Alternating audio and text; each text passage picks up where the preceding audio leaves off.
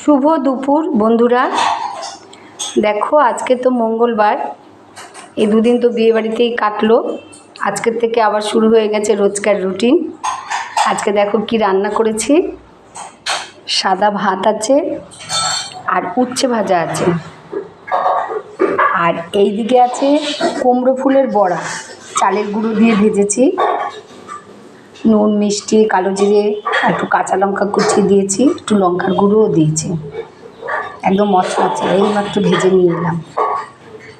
আর এখানে আছে ইলিশ মাছের মাথা দিয়ে লাউ ঘন্ট,